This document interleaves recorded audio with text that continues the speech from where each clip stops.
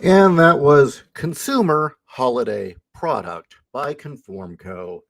And if you're wondering what the fuck was that all about, well, it was just kind of a gag song making fun of the fact that when Christmas rolls around, corporate America just wants us to buy, buy, buy, buy, buy. I don't know. I thought it was funny. Um, anyway, I thought I'd just pop in, say hello to everyone. It is I, your pal, J.Ishiro, author and alien in a human suit. And I'm a little under the weather. I've got a cold, and so, hey, why not expose all of you to it? But at least it's only digital, so you won't get sick. At least sick. At least you won't get sick in a physical way. Maybe I'll make you puke in another way. Who the hell knows? That would be fairly impressive.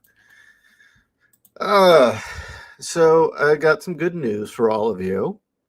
Um, oh, Draco Nightmare says he is watching his first Nothingcast from the state of Iowa. Congratulations! You have gotten some real distance between the hell state.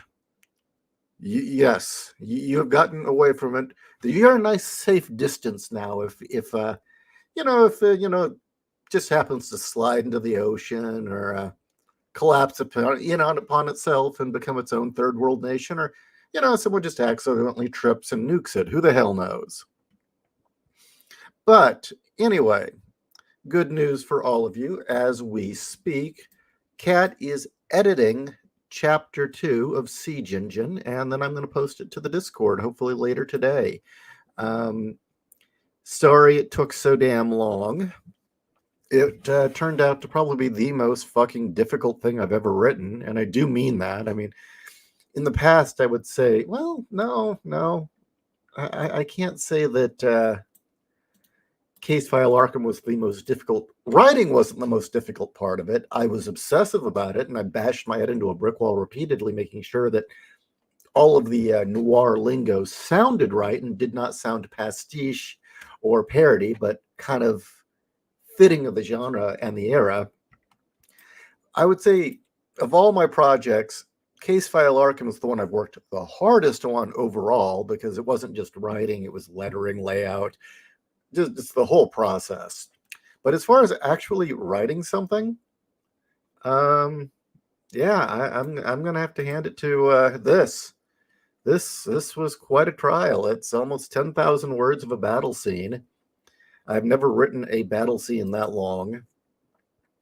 And the battle scenes that I have written, I don't think I've ever seen publication because they're from incomplete projects. But regardless, I've written a 9,900 something word battle scene, and hopefully you all enjoy it. I know that some people do pulp speed writing and can just like sit down and they're just going to tear into it. And I was having a lot of success with that with Siege Engine when I was just writing characters doing things. But yeah, the moment it got into actual battles, I'm sorry. I needed to establish for myself how everything worked. What were the rules of combat in this setting? What were the mechs capable of? What were they not capable of? I wanted the audience to know where the characters were in relation to each other. I wanted them to get a sense of how the mechs were piloted, and I wanted it to be exciting. I don't like stories where the action scenes are just kind of a laundry list of, and then this happened, then this happened. I dodged around a corner. I looked, saw three hostiles and downed them. I wanted something a little more involved than that. And it was also kind of a response to I'd read a few. I got a few BattleTech books to read how the combat scenes were written, and was not impressed. I was not impressed. But then I know there's a huge number of different authors for the BattleTech franchise. So who the hell knows? Maybe there's some people who are really good at it. But now that this battle scene's done, I can go back to doing pulp speed writing because I don't have to worry about a lot of this shit. Like, well, okay, how fast does sound travel? Yes, I actually factored that in. It was an important part of the story.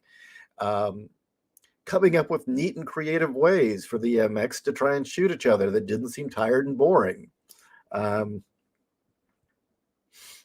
I don't know. You'll read it, you'll see what I mean. But a lot of the thing that slowed it down, aside from making sure that it was exciting and pulled you through, and creating a real sense of tension and desperation. The other thing was,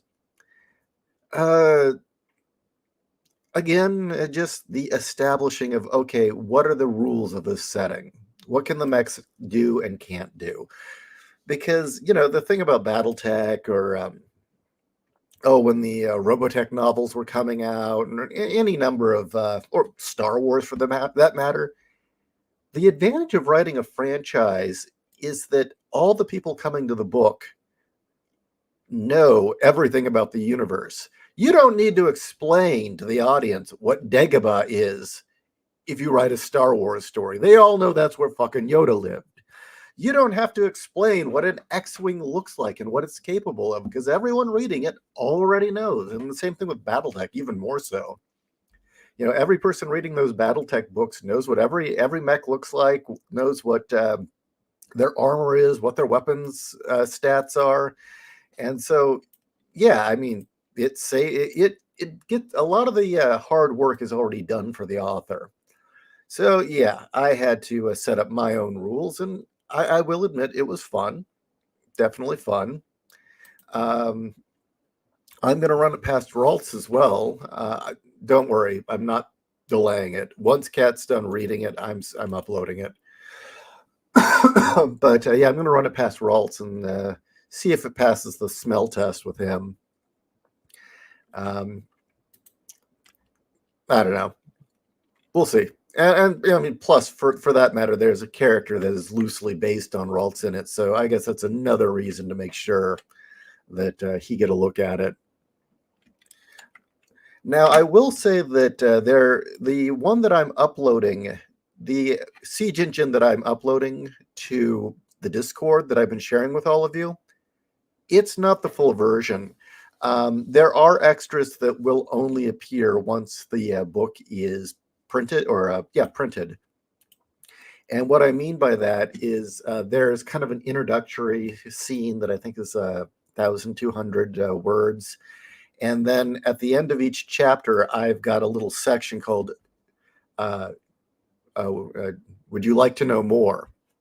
And you get either a news article or an advertisement or various artifacts of this world, just to kind of fill in gaps and to give you a little bit more information for those who care to know.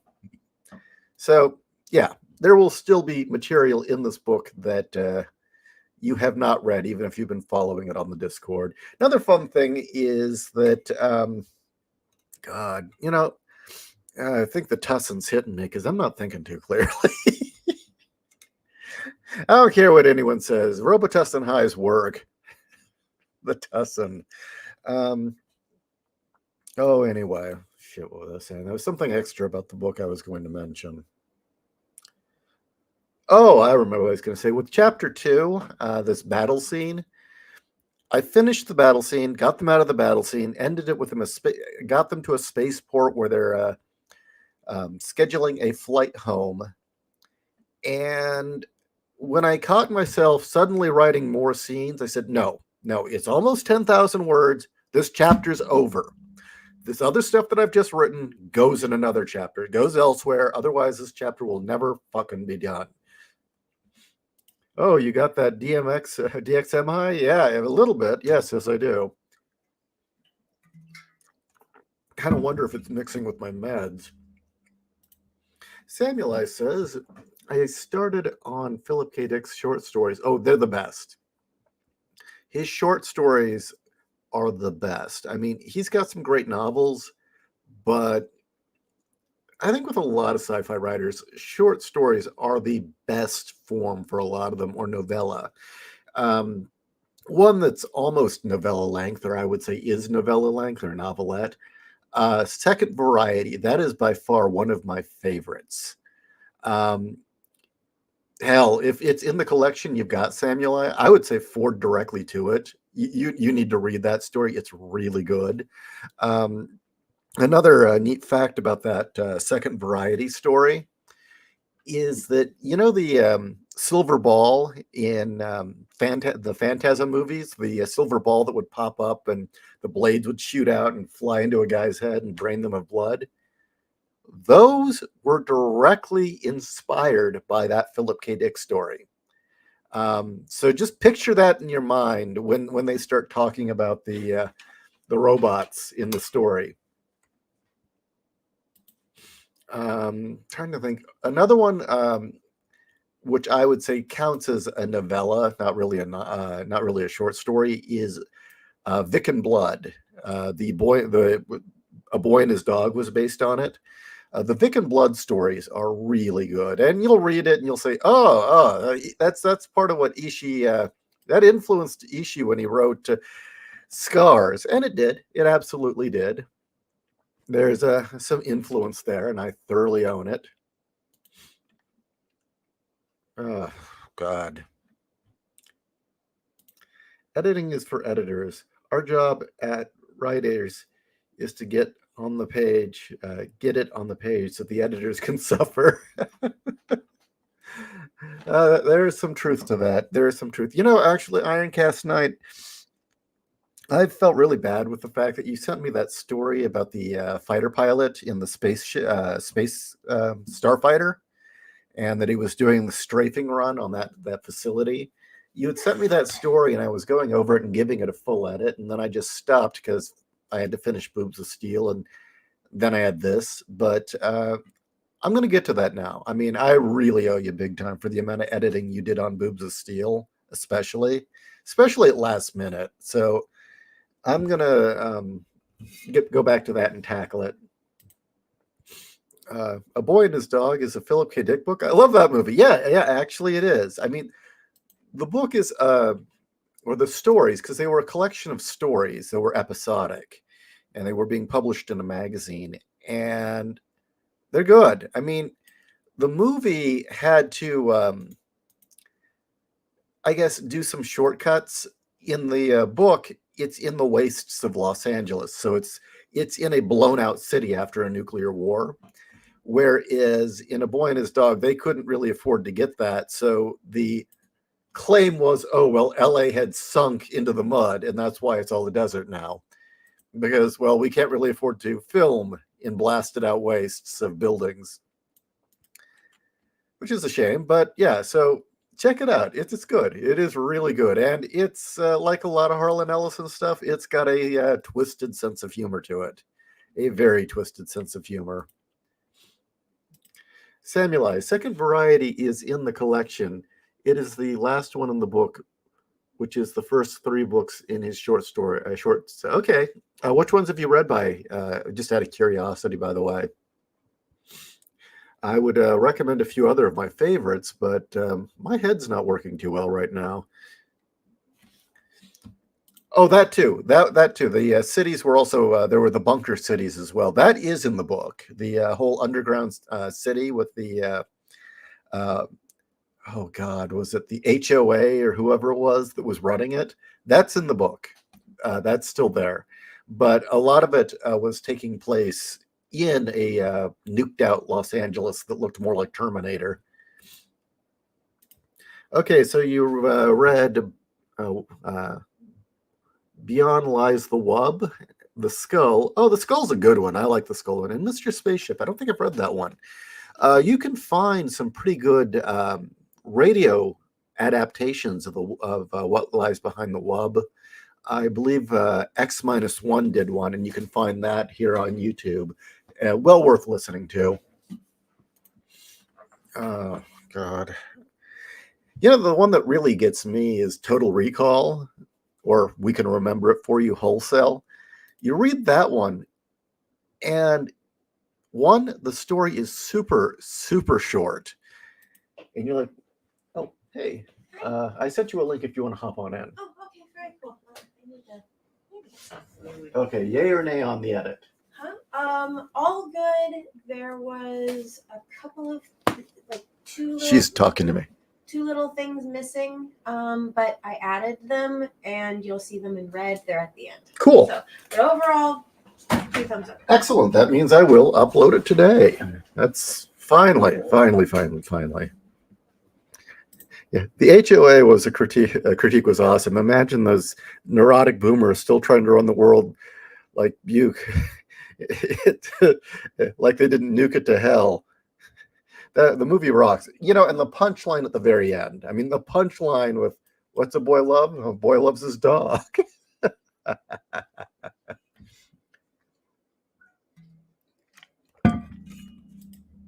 Well, the nice thing about Siege Engine, James Patrick, is when I approached the story and I started writing it at pulp speed, I wrote a lot. A lot of it's done. And really, what's been hamstringing it is I wrote that first chapter, which in itself is kind of a short story about them going to a bar after a horrible, horrible 6 months out in the field.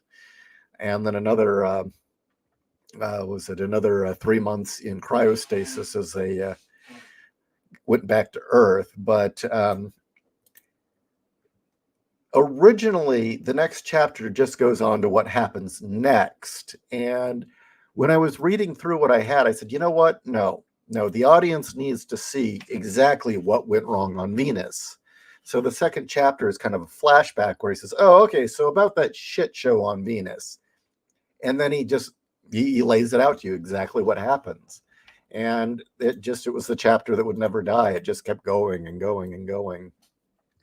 So the nice thing is this chapters 3, 4, and 5 are, especially 3 and 4 are like done. Maybe they need a once over polish, but for the most part, they're fucking done. Chapter 5 needs a little work. Chapter 6, huge chunk of it done. So yeah, I'm very, very happy. This has kind of been weighing on me. It's really been getting on my nerves, to be honest with you, that I couldn't share all this stuff that I had written because I had been promising you it for so long. I'm like, I've got all this stuff written. I want to share it to you. It's like, well, I can't until I do this scene. The thing is a lot of my writings like that is I'll write the story. I'll think, okay, it says like, wait, no, I'll do a read through. No, I have to add something here. I got to move this. It's very typical. ADMW, never pick up sneak peeks because I like digging into a new story. Love mechs, so it'll be looking forward to it. Yeah, what you'll be getting is pretty much it is the finished version, unless you guys like go through it and say, well, here's some typos and here's some commas you need to get rid of. But aside from that, yeah, what I'll be uploading is what will appear in the book. Now, I had promised you that I was going to upload these in blocks of 25,000 words. This one may actually be more like 35,000 considering so much is done, and I don't want to just leave it hanging where it is. So we'll see. Samuel Alcali wrote, I also read Defenders, The Gun, The Piper in the Woods, Rogue, Little Moment, Stability, and The Preserving Machine. Oh, a lot of those are public domain. I think that, did you get one of the public domain collections?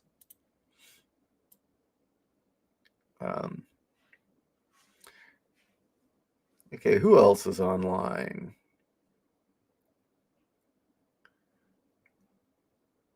Going through your comments, just hold on for a second.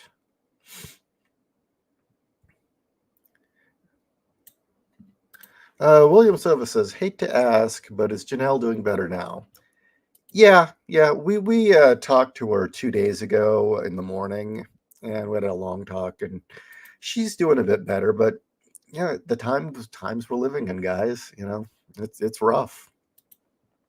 And can you blame a mother for being utterly terrified to send her kid to a school or an education system where basically it's okay? They're teaching young people that white people are inherently flawed and sinful, or oppressors, that white people are inherently genetically predisposed to a colonization and conquering and slavery, and that it's perfectly okay to beat them up and to treat them like shit. I mean, that is where we're at right now, and that's a free license to bullies to kick the crap, or 15 black kids beating the crap out of a white kid because the white kid didn't want his friend's shoes to get stolen.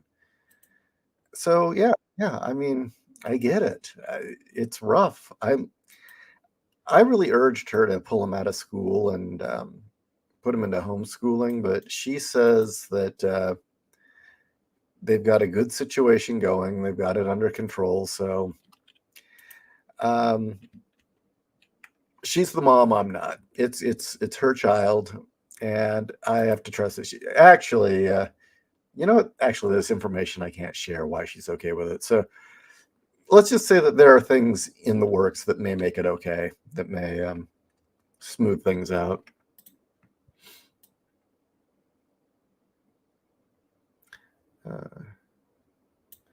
Draco Nightmare. In today's news, the transfer was approved. The Oakland A's are going to be Vegas A's, leaving Oakland with 0 professional sports teams. Yes, but they'll always be home to the Raiders. They'll be the Raiders' spiritual home till their dying day.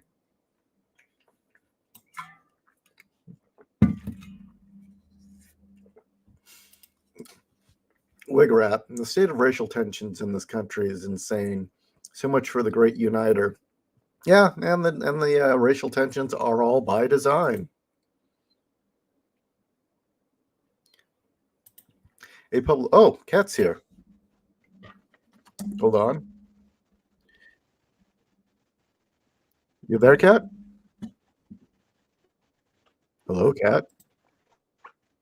I will wait until she responds. But anyway, Cat. I'm having lewd imaginings of you, Cat. Lewd, very lewd imaginings. And that's not normal? Yeah, so normal. Okay. Sorry, I had to step away and check on the soup. Oh, you had to check on the soup. Yeah. So, okay. So are you directly plugged into the internet, or is this Wi-Fi? This is Wi-Fi, but I can be plugged into the internet. Give me a second. Yeah, your connection's a little choppy. Yes, California is a failed state. What would really be a nice cherry on the top of that shit sundae is if like the big one finally hit and they get that 9.0 earthquake they're always terrified of. So you have read. Was there something specific that I think about that statement about California being a shit sandwich, or just in general?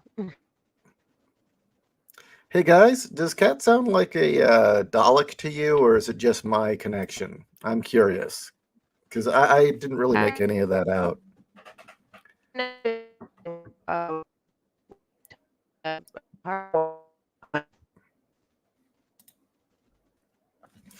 ADMW says, I was really confused with the racial obsession here in America when my family moved from South America. I grew up here. Now I'm 30, and my pops is Bavarian and mom's is native Spaniard descent. Well, the racial obsession is, again, by design. It is absolutely by design. And there's no reason for it to be what it is. And I think the boomers just missed it so much they had to bring it back, I am reminded of going to Aunt Petty's in Atlanta. Oh God! Do you want tell that story again? That was horrible. On Peachtree Street, or is it Avenue, in Atlanta, there is a restaurant called Aunt Petty's. It is on the wind theme. I didn't read the book. The restaurant actually is the location of Aunt Petty's house. Am I still sounding like a robot? If so, I'm going off. Okay, I'm gone. Yeah, sorry, Cat. I'm kind of wondering if it's all those stupid updates on your machine are still getting in the way, slowing your connection down. That's my guess. Or shit, I don't even know. I think she just went into the garage. She may not even be listening now. Everyone's connection is going to shit because the FCC passed Biden's Equality Act for the internet. Yeah, I kind of wonder about that too. But would they be able to enact that? Implement that sort of slowdown this quickly? I mean, there's mountains of paperwork and having to go through the company first to do that. From what I understand, they just can't walk in and do it. I don't know. I don't fucking know. But George wants Kat to sing the end song from Portal. But I did find it interesting that when that did get passed, when they just railroaded that through, whether we liked it or not, the Internet Equality Act, which obviously the opposite of that. I thought it was interesting that the head of the FCC flat out said something to the effect of, "I don't think this is a good idea. I don't want this power. I don't think I should have this power. I don't think even legally I can have this power." Not like that stopped the Biden administration before. It hasn't. I mean, obviously, the Biden administration, as far as they're concerned, they're dictators. They're going to do whatever they want, regardless of what the Constitution or the law says. That's been shown over and over again.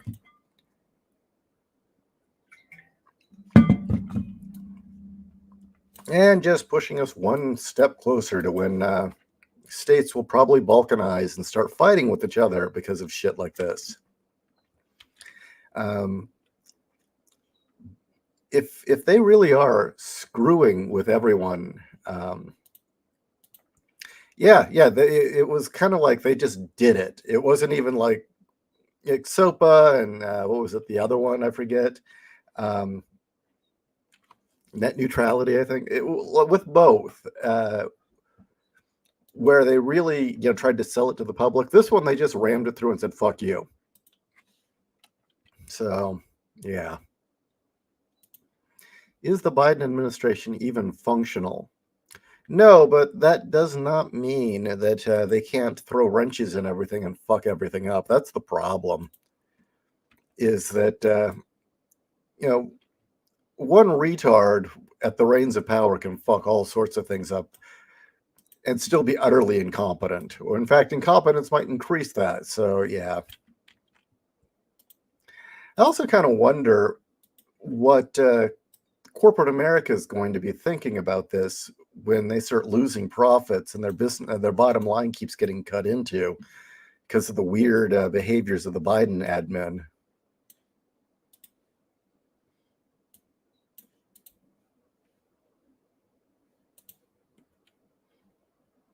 Okay. Endless Nocturne. At home sick today. Been watching VODs or vids mostly since I can't make it live. Did you inform Janelle she can get an F-word pass from me, and if she doesn't already have one? Oh, okay.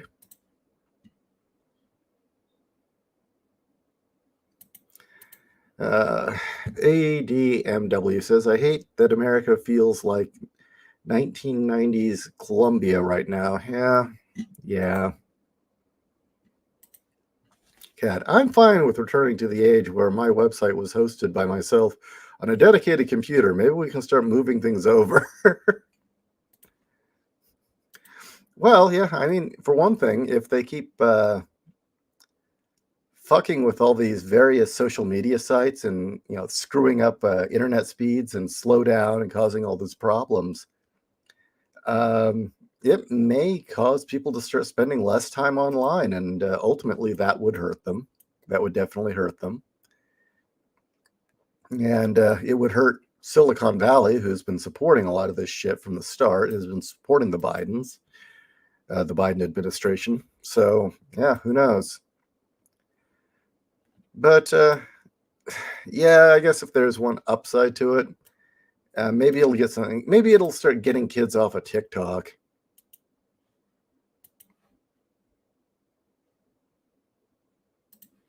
ADMW, internet is dead now. I know someone will build a new internet and I'll still be there. Shit has gotten lame already. Can anybody give me more of an update on that? On what they've done? I mean, now that it passed yesterday. I mean, were things throttled overnight? Yeah, I'm legitimately curious if you guys know anything. I mean, they've kept this quiet as possible. Hmm.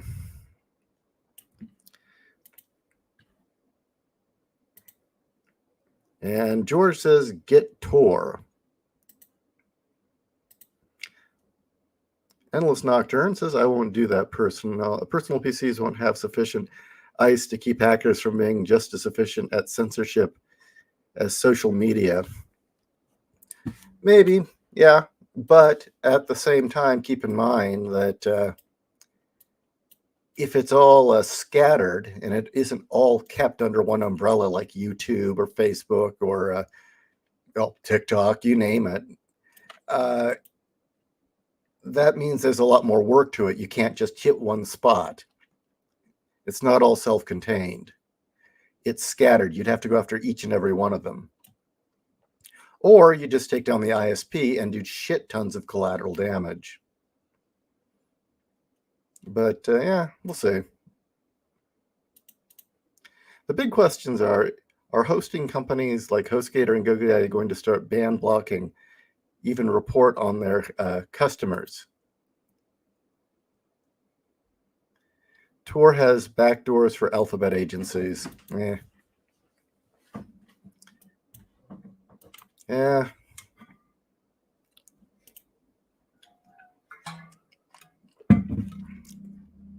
ADMW, I wanted to make my own server. I guess I definitely need to. Yeah, I think that's where we're going. I mean, we're probably going to have to set up our own servers.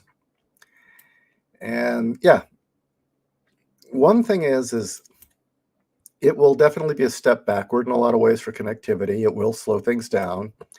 But on the other hand, it'll decentralize the shit out of things, which actually isn't a bad thing. Not in the least. Humble Mari, I'm thinking of doing physical media, ebooks, internet, maybe an app, just see how many sensors I can break. I'm curious. Man, I hope the Biden admin gets sued to high heaven.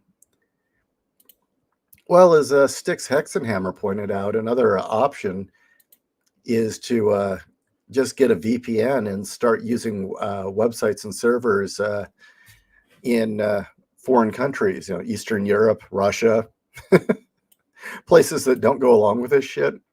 I mean, ultimately, that would severely hurt, again, Silicon Valley and make life difficult for them.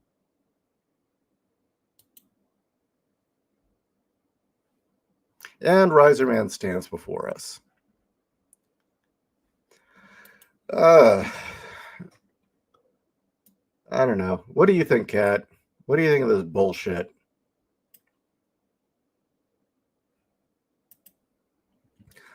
Endless Nocturne, I wonder if people will convert to Furrydom just to get access to people with the technical know-how to host their own secure sites. Well, like I said, again, being able to censor, shut people up, throttle, and control people's accounts, and the movement of information from a central source, be it YouTube or Facebook, you name it. If you scatter that around, if that's all suddenly decentralized, that makes it a hell of a lot harder. It's not simply a go in and flip a few switches thing. My guess, I better start using Dailymotion, BitChute, since they're not US based. Yeah, I'm not too into the furry thing myself. I don't know about that. Yeah, sorry, Wolf. I know Wolf's a furry and all, but no furries. No furry for me. Wolf can have them.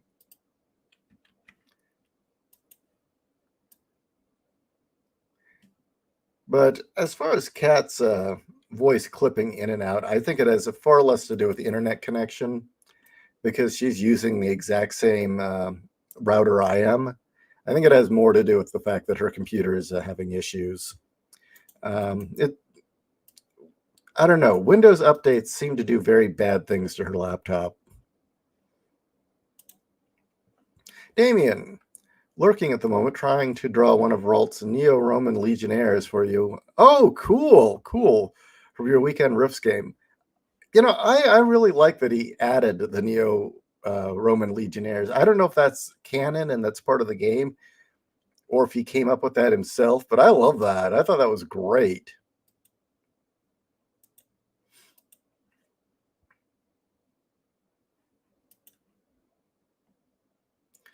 Based off smell, Oakland is rotting. It's hot in the South for all that gear. And I've dated a chick that wore cat ears and taught me the code a little bit. Like, what is it? Yiffing or whatever? Yiffing? I think that's the code. I don't know, whatever. Hold on.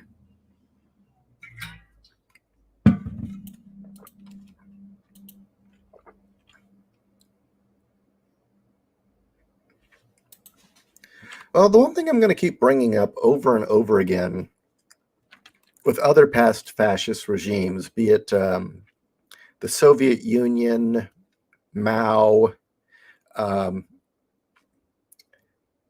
I can't think straight right now.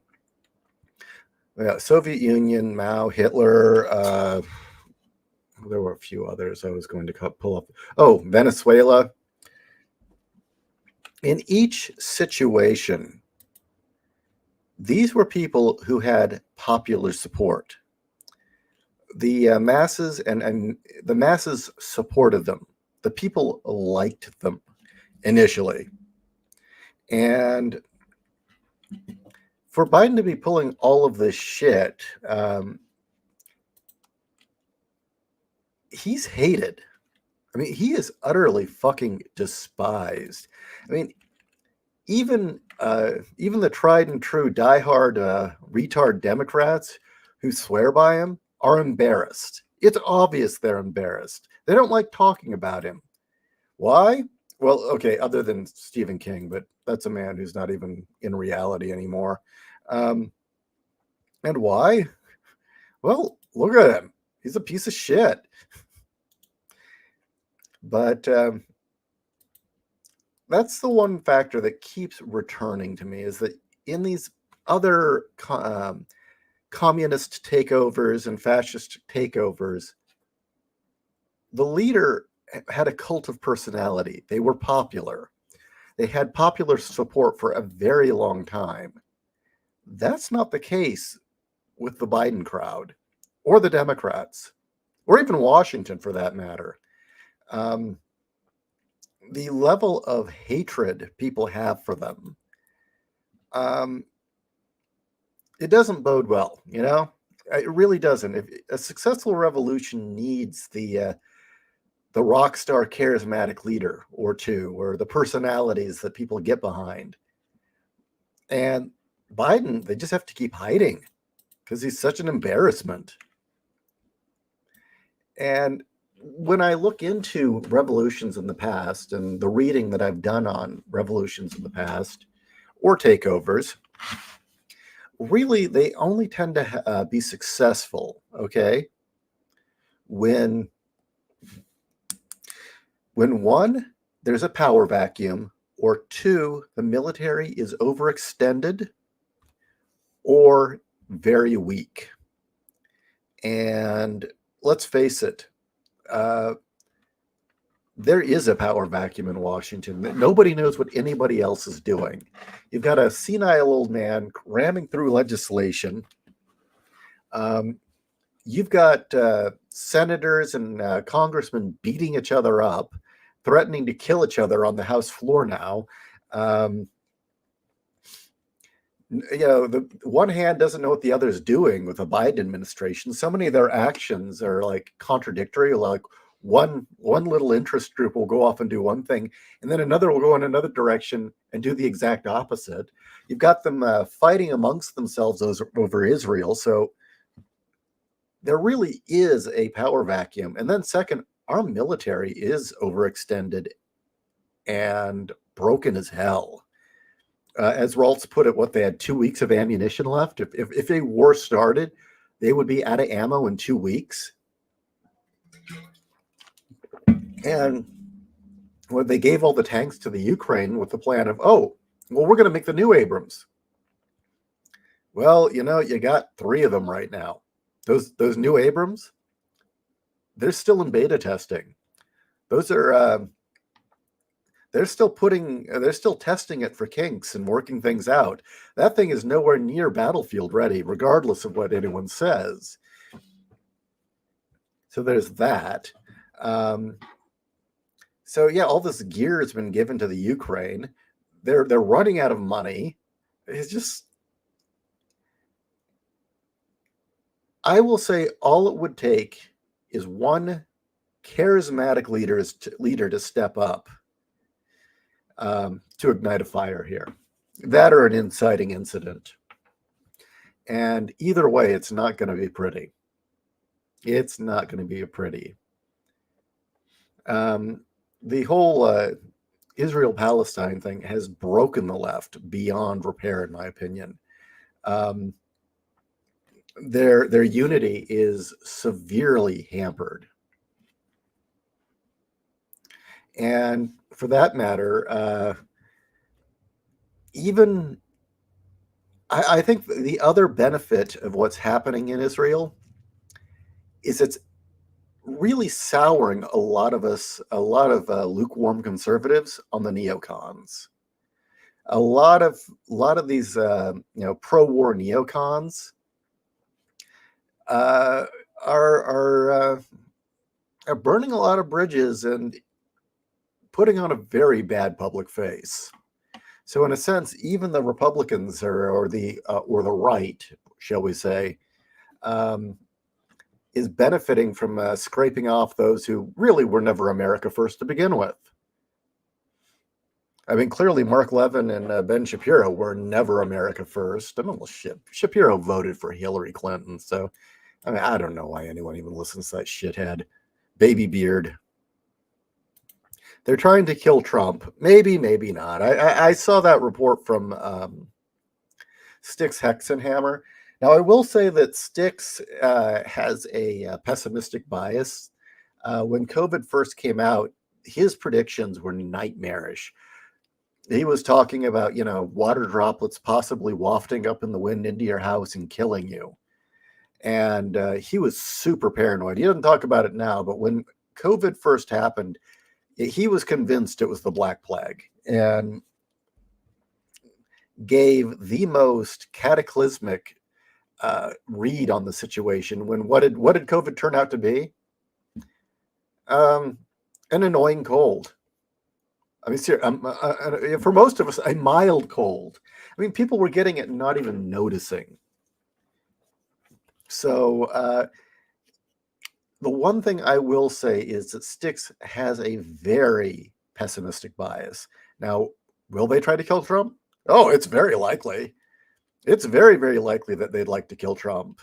Will they try? Well, we'll see. We'll see. I mean, Trump's a little different than the other ones. I mean, he has never depended on the Secret Service to protect him, which is a benefit. I mean, he has Secret Service, but he also is protected by this. He has his own intelligence agency. Did you know that? He's got all these former old school right-wing intelligence people who used to work for various intelligence agencies who work for him now and are treated a hell of a lot better and paid a lot better. He's got a lot of spec ops and SEALs and ex-military guarding him, a lot of ex-law enforcement. And so it's not going to be the same situation. if they try to off him, it's not going to be clean. It's not going to be the, oh, well, yeah, how was it that the Secret Service just happened to be looking the other way when this happened?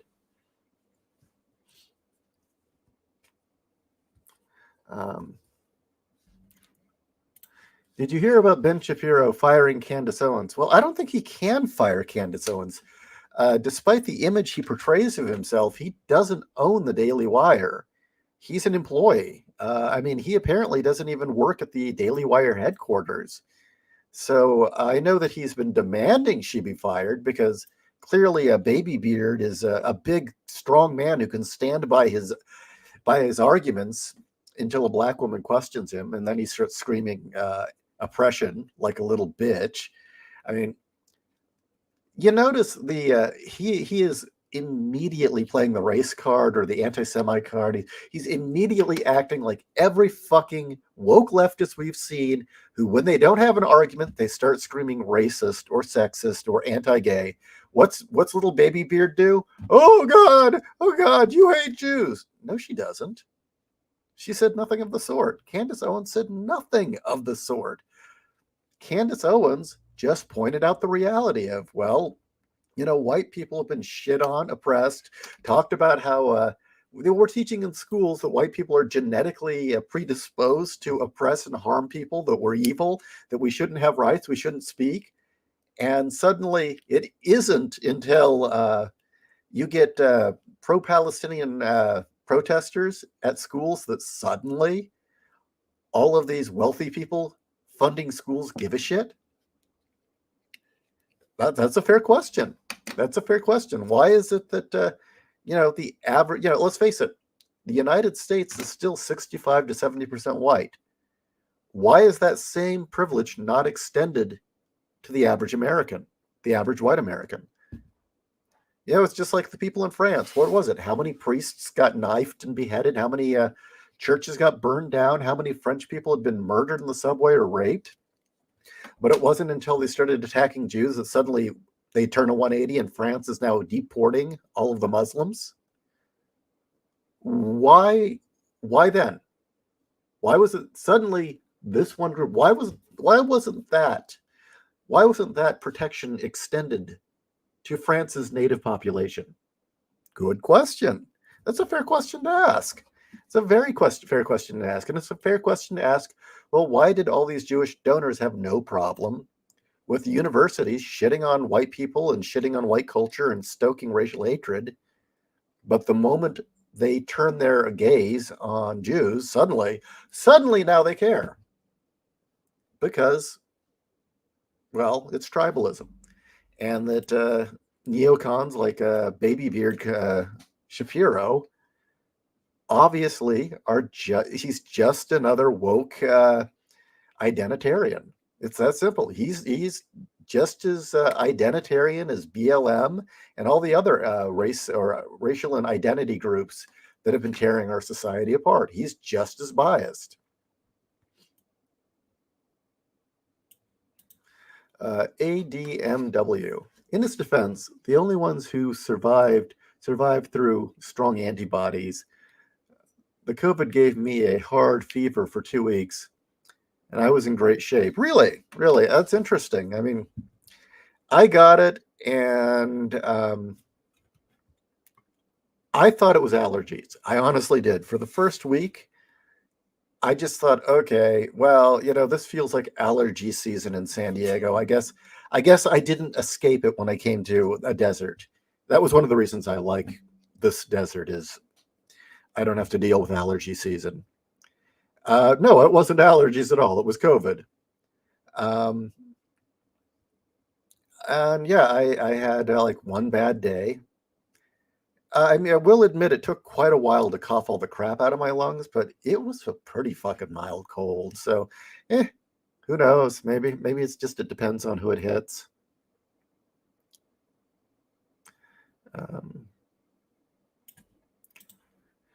Neostar, it wouldn't surprise me if this was part of their plan all along. Infighting, reckless spending, thinning out military forces. No. It's not the Biden's plan. It's not the Biden administration's plan. And it certainly isn't the Democrats' plan. Are there puppet masters behind him? Possibly. Behind them trying to do this? Possibly.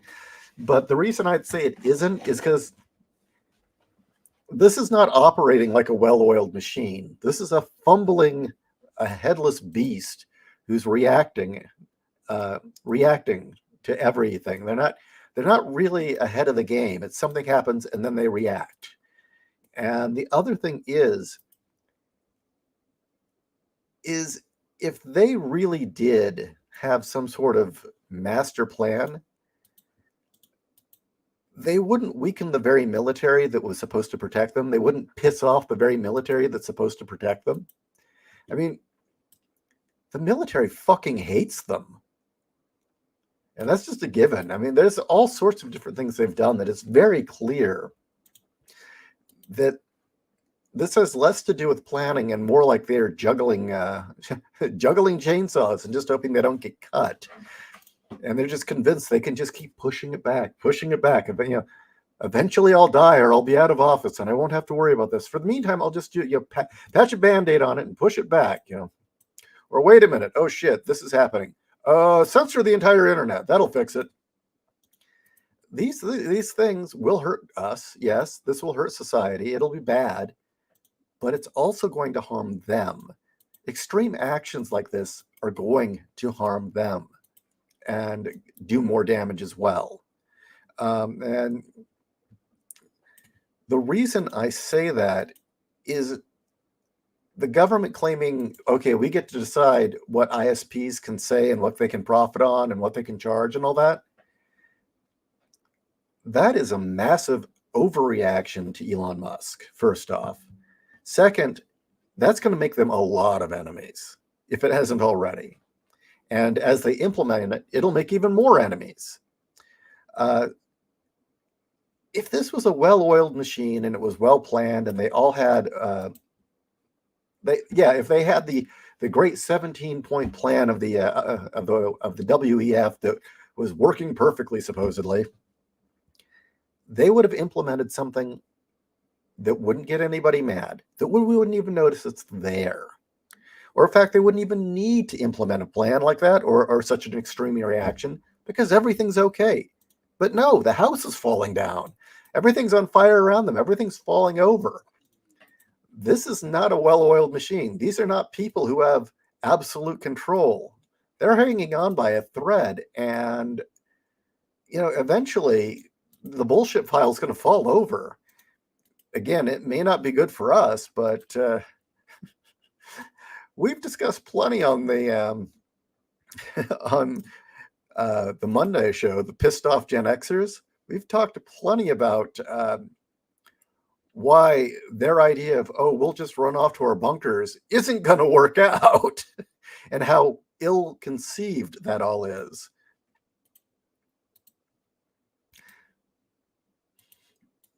No. The thing is, in the 90s, I'll say it, the Clinton administration were masters at this. Everyone was unaware of what was going on for the most part. Everybody had it good. Everyone was comfortable enough, entertained enough, had enough food in our bellies and enough peace on the streets that we just couldn't really bring ourselves to care about what awful things the Clinton administration was doing overseas or who he was screwing over or all the insidious shit he was doing. The average American couldn't get worked up enough about it. But now we've got something. Yeah, now we're nearing the danger point of having nothing to lose and a whole lot of anger. I mean, the bread and circuses model, that and there was racial harmony, let's face it. Racism and a lot, the 90s didn't have a lot of these problems. But this current administration, the fact that they keep stirring discord, oh God, there's a quote about fascism or dictators, about how all dictators are essentially riding on the back of a tiger. terrified of the day that they fall off because they'll be eaten. And that's kind of how I see it right now, except it's not just one dictator. It's this committee of special interests and the Three Stooges routine that is the Biden administration and all that's connected to it. Another example would be the fact that Hollywood is in a death spiral. Their propaganda has failed wholeheartedly. It's failed so monumentally bad that we don't even have our bread and circuses anymore. Food costs too much and movies fucking suck ass. TV sucks ass. All they do is make us more pissed off at woke people, make us more pissed off at the Biden administration.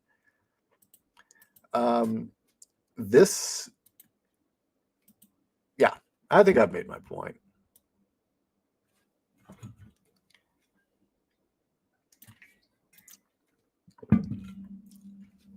You know, I never had a lot of respect for Ben Shapiro to begin with. I mean, the fact is, he grew up in Beverly Hills.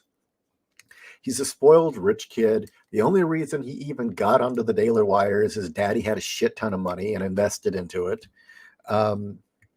Every opportunity in Ben's life was pretty much given to him because, is part of the 1%. And he grew up in that environment that produces, affluenza. I mean, in a lot of ways, he's a poster child for affluenza. What he thinks is the most important at this very moment is the thing that we should all care about. And we should all care about what he thinks because he's Ben Shapiro, and he especially thinks so. But the other thing is that Muppet on helium voice of his, I could never deal with. His debate style is basically, let's just steamroll over the person and not let them talk. And so, whatever, shut up. But the fact that he was a never-Trumper who voted for Hillary and is pro-war, what else is there to say? Seriously, what else is there to say about the dude? I mean, I don't know why anyone gives a shit what he thinks anyway. I mean, he's a Hillary cuck.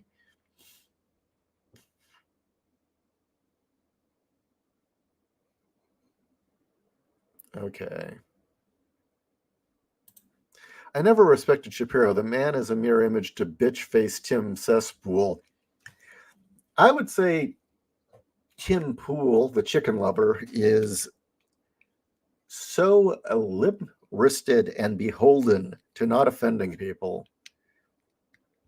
And, actually, what's great is the line that he keeps repeating over and over again. Oh, I don't believe in conspiracy theories. And then he'll finally, a year or two later, can you believe they were doing this thing? Yeah, you said we all were conspiracy theorists when we pointed that out to you, dickhead. Go fuck a chicken. Or his cat calls him Chicken Little.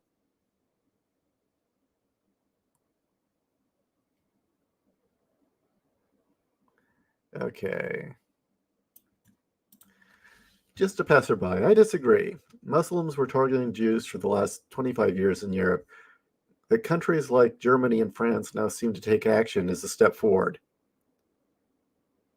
And what about the... Okay, give me a second. Just give me a second.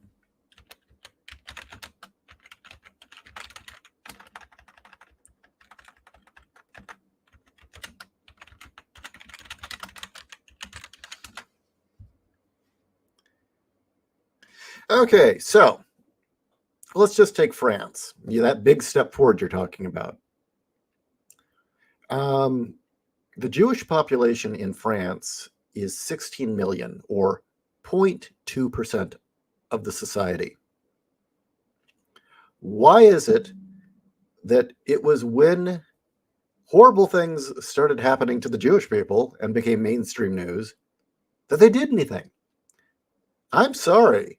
What about the rest of the French population who has been going through this shit for decades as well?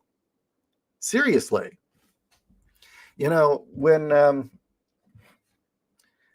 my sister went to Italy. She was in Italy. A Moroccan hopped the border, raped her, beat her up, and hopped back over the border. And you know what they did? They threw up their arms and said, no, nothing we can do about it. Seriously. And this was in the 90s. So I don't buy this. Well, this has been going on for years with the Jewish population. Dude, it's been going on for the entire population. Okay? And really, the majority of the French, when they're getting their heads cut off and knifed and axed on subways on a weekly rate, when they're in, what was it, downtown Paris got completely shut down from weeks on end because of the Jewish, Muslim riots that happened, and they were going house to house and killing people. Excuse me? You see the videos of like the city on fire, and the Parisians have just sit there and they're dealing with it now. No. It's not a step forward because it took them this long. It took them this long to do something. You know, and I'll say that if we see sudden action here in the United States where we start shipping out Muslim radicals for similar reasons because they've attacked a synagogue or two, I'm going to say, okay, what about all the fucking other attacks since 2000? What about all the other incidents since 2000? What about the rest of the citizens? What about the fact that, you know what, there was a mosque in San Diego that was recruiting terrorists and the FBI wouldn't do anything about it?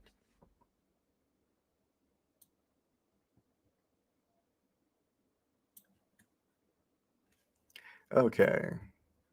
Evil typically self-destructs. The problem is all the destruction they make as it goes down. Yeah, exactly. Yeah.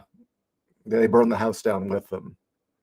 What if the Biden regime is trying to replace them all with drone armies? Oh, well, I would love to see them try. They actually believe that, by the way. Draco, they do have this weird idea that they'll be able to replace soldiers with a drone army. Good luck with that.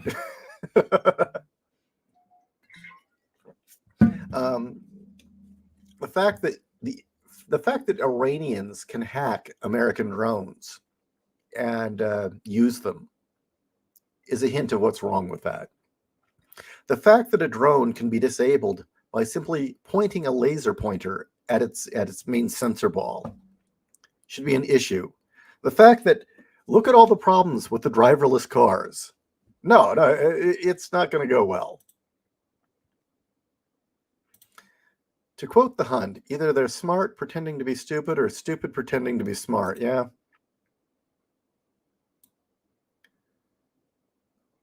Okay. Betty Gilpin has the best profit pillows. Oh, I'll check that out. I could use something uplifting.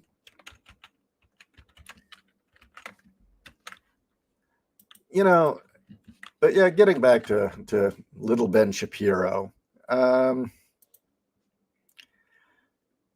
fact that he can't engage in a civil conversation with Candace Owens, the fact that he immediately had to pull the anti-Semite card, says everything about the way his brain works. He is just another identitarian. And clearly, he's not America first.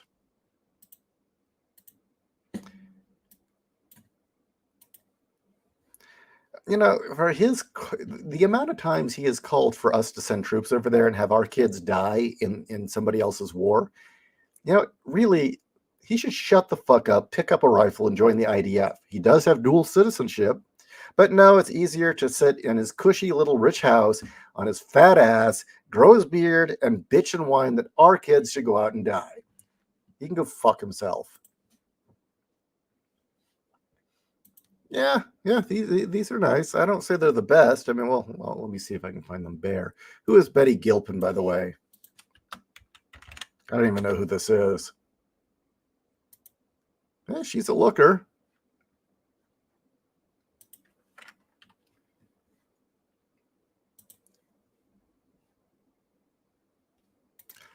Eloise asks, what would balkanizing the U.S. look like? What it would look like is the federal government repeatedly passing laws that directly conflict with states' rights and directly conflict with the Constitution, and then states saying, you know what, fuck that, we're not doing that. This is a sanctuary zone. I mean, we've already got a precedent for it. Well, we've got illegal alien sanctuary zones in New York and Los Angeles and San Francisco, and Mesa is where I live, is a gun sanctuary or Second Amendment sanctuary zone, which means that regardless of what the federal government says, our gun rights remain intact. So, they've allowed it. They've started this. So that's really, I think, the starting point is you'd start seeing more and more of these sanctuary zones saying, well, this is a First Amendment sanctuary zone. You get to keep your First Amendment. This is a Fourth Amendment. It'll just keep doing that.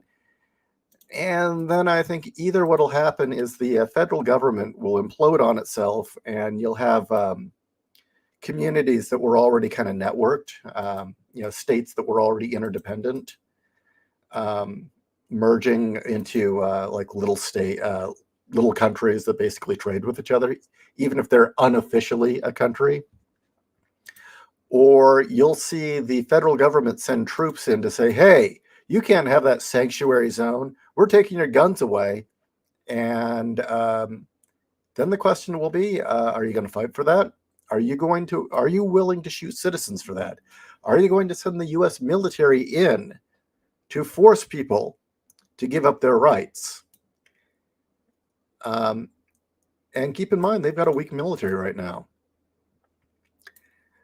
And so win or lose, if they start doing that, the dominoes are already tumbling, because it means you've lost all support of the people. If it's gotten to the point where you have to send in the military, which technically is not allowed to operate on American soil, to enforce your unconstitutional laws, you have failed. You have utterly failed. The public hates you, and you have no business being in charge. And it will also depend on, well, okay, how much is the state going to fight back? And you might say, okay, so what is it? Would the U.S. military roll in and then the state would send their National Guard or their police? Maybe. Or it could be that the U.S. sends the military in, and the local or the state government bends over and says, yes, sir. And the locals say, fuck this shit. I've got nothing to lose, and start shooting. That's the other way it could happen. So, but the moment you've got that happening on your own soil, you're in serious trouble. I mean, the Biden administration wants to continue being a world player. The moment they've got, fighting on their own soil or our own soil, they will not be able to push their weight around globally, because they'll be too busy with what's at home, or they'll have to decide, okay, well, do we lose this state and go send our troops to Ukraine? Or you see what I mean? And right now, nobody wants to die for Joe Biden. Nobody wants to die for the vision of the Democrats. Okay.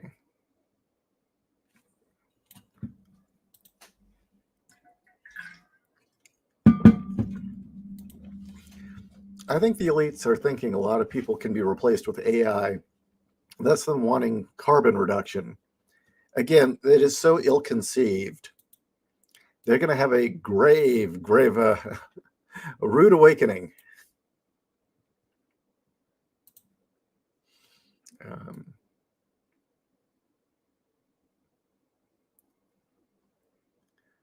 Going down your list. Eloise, true. I dislike Shapiro from the start. His voice is grating, and he has a punchable face. He kind of looks like, before he got the beard, he kind of looked like one of those Cabbage Patch Kids. I know that dates me. Anybody remember Cabbage Patch Kids? Now just give them the Ben Shapiro haircut. It's like, fuck. And a sneer.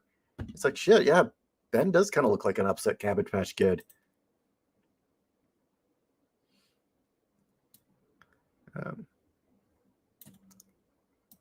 Hey, I have backyard chickens, and I think it changed my life. I'm not criticizing keeping chickens.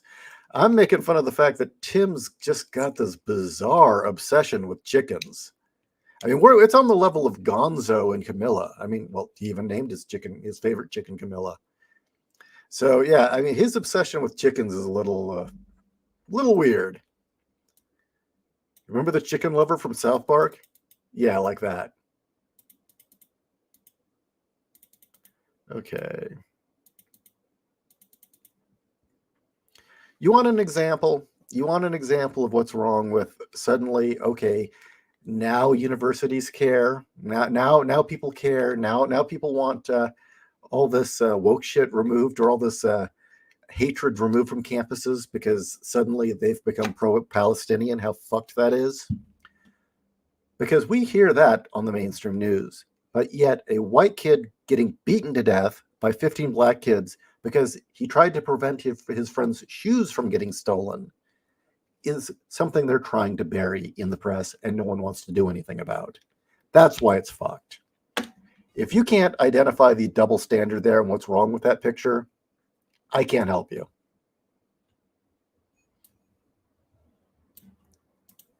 Tim Chicken Fucker Pool. Yeah, exactly.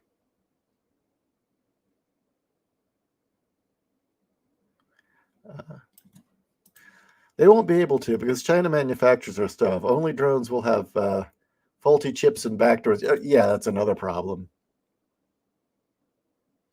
I don't know. The Confederacy will return. I severely doubt that. I think it will look considerably different if there's a balkanization.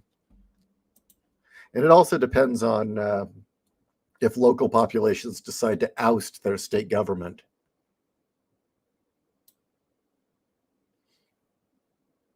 Okay.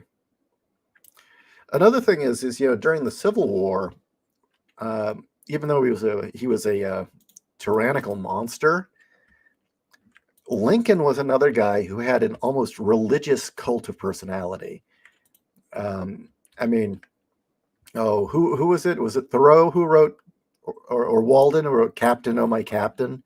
It was bizarre how much they had portrayed him, and that he had a following that saw him as messianic. So again, showing that if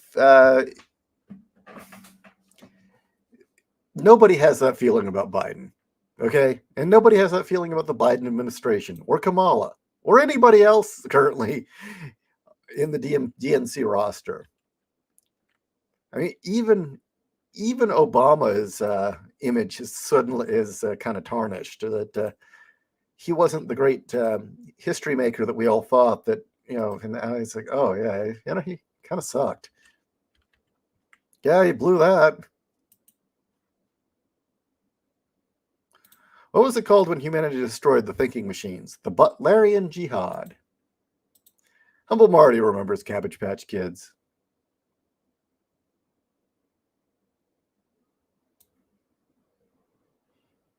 Okay.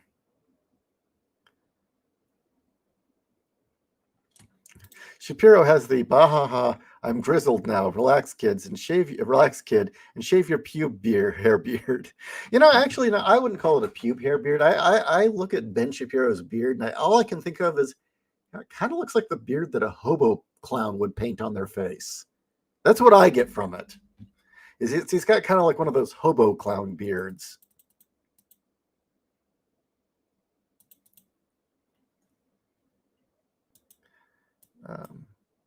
Or hey, another example. The black kid and the Latino who were driving around and running bicyclists over. That did not generate the media outcry it should have. It did online. Online, there was a massive outcry, but the media, no.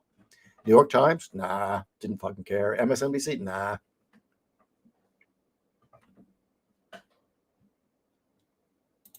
Oh, what do you want to cut to? What segment do you want to post to Twitter?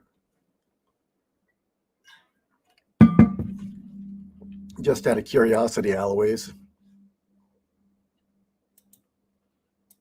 Give me a second. I'll make sure I'll do that.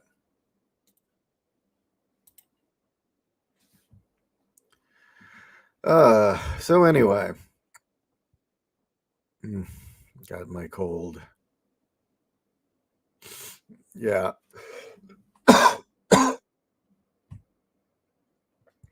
Just out of curiosity, guys, when you hear me on the microphone, why does it sound like? Do you have any suggestions for getting rid of this weird fish tank sound?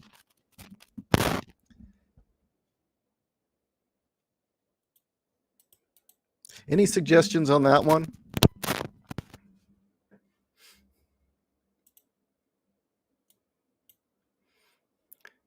Okay.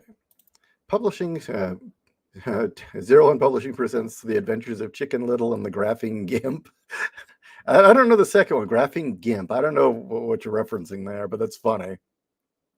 Ben Shapiro, a Cabbage Patch Kid in a hobo clown beard. Yeah, maybe I should go get a picture of an old Cabbage Patch Kid and Photoshop a clown beard on him.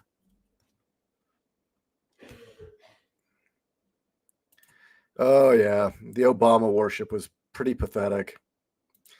How big will the race riots be this summer? Well, I don't know. That's kind of curious. I mean, clearly they're going to try and play that card because they always do. But at the same time, they run the risk because the race riots now seem to be explicitly targeting special people and rich people and certain people that didn't mind it happening when it wasn't happening to them. If the race riots return, it's going to be more targeted. And I mean, shit, what was it that there was a riot in front of the Democratic headquarters last night where they tried to burn it down, and it was all pro-Palestinian. Shit, I mean, and very interesting, we haven't heard much about that. It's like, well, look, guys, these are pro-Hamas terrorists. Why aren't they arrested? Because it doesn't fit the narrative. And if they spark up more race riots, I don't think they're going to be targeting mom and pop or, Billy Bob in the suburbs. I think they're going to be targeting, well, be perfectly upfront, the Democrats and Ben Shapiro's tribe. I don't think that's a good thing, but that's why they might want to be a little careful with it this time, because the left has gone bonkers. They've gone full terrorist, essentially. And the fact that you watch the Democrats criticizing the pro-Hamas protesters, right? And they still can't bring themselves to call them terrorists or terrorist supporters. They still can't bring themselves to not...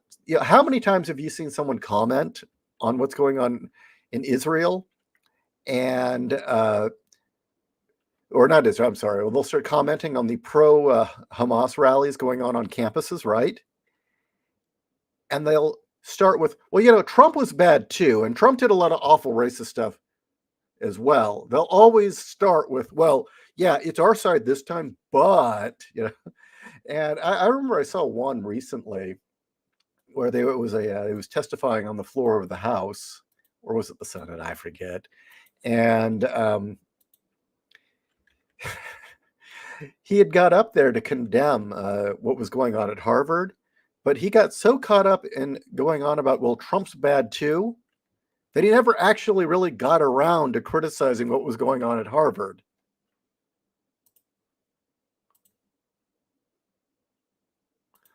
Yeah. Ben Shapiro would be a garbage pail kid, wouldn't he? What was his name be? Baby Beard Ben? Hobo Beard Ben?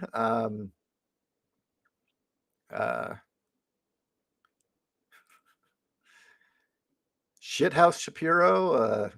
Oh, God, we need something that implies warmonger, since he's really, really pro-war. Sound filter. Maybe it can be out of a wire hanger or... Oh, okay.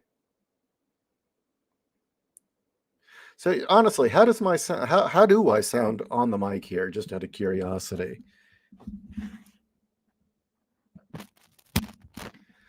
Because there is a slight echo or a little more of a reverb in this space than I'd like. There's little I can do about it. I mean, this is my shoji room office. I'm not going to put sound dampening on the walls.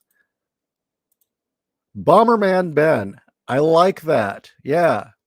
Bomberman Ben. We have a president candidate called Ramaswamy. Raman Swamy? I don't know if he's for real or not, but he talks a very good game. I will give him that. I honestly wonder if he's angling for VP with Trump. Alu says, I want to post the parts where you point out the hypocrisy between people panicking over the special people when there's indifference towards the major population. Yeah. And I think really it just comes down to entitlement and greed. That minority populations think that they should get some sort of special treatment over the rest of us. And that's not limited to the special people group or the Little Hat Brigade. Black America certainly thinks they're owed the right to kick the crap out of Americans right now, or white Americans. You get all these different ethnic minorities that think the U.S. owes them something. There's the entitlement there. I have the right to go steal from I'm poor. I have the right to go steal from the Rite Aid because it's less than $10,000 that I've taken. Oh, they're just getting bread. I mean, it's the same bullshit. It's just from a different camp. And why? Because one, there's a sense of entitlement among the group, and two, the politician knows that there is money or cred to be gotten out of it. Votes, campaign contributions. It really does bother me how the Democrats have been able to woo the black community for, 60s, 70s, 80s, 90s, far too many years. For when did the Great Society get passed? I forget. But the black community has been wooed and suckered into voting for Democrats who hate them simply by waving the civil rights flag and offering welfare. I mean, that's a fucking leash. Break that thing off your neck, man. I think riots will be done to divert the rage onto the middle class whites to forget they will be passing over Kamala for another white man. I don't know if it'll work, though.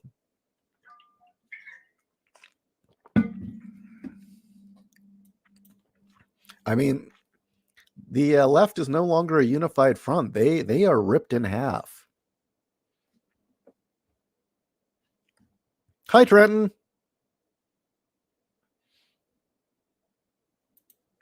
Then again, I played Xbox 360 era Xbox Live and might have an unnaturally high tolerance for poor microphones. Well, the thing is, this is a Yeti mic, so I'm a little unhappy with the fact that there's still a bit of a reverb bump when I talk to you guys.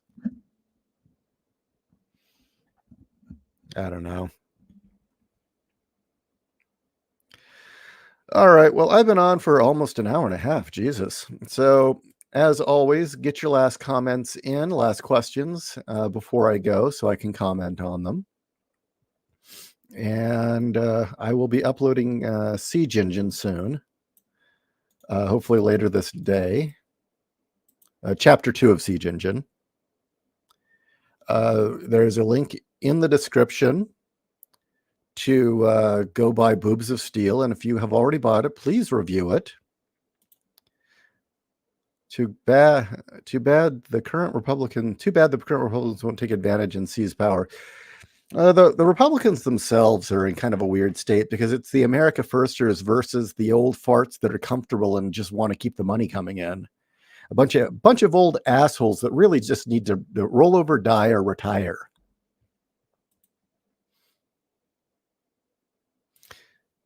Stream of the full walk-in closet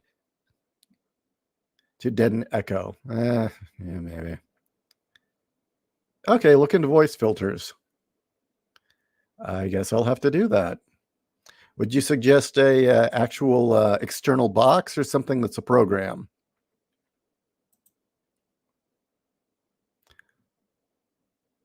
All right, everyone. Have a good afternoon.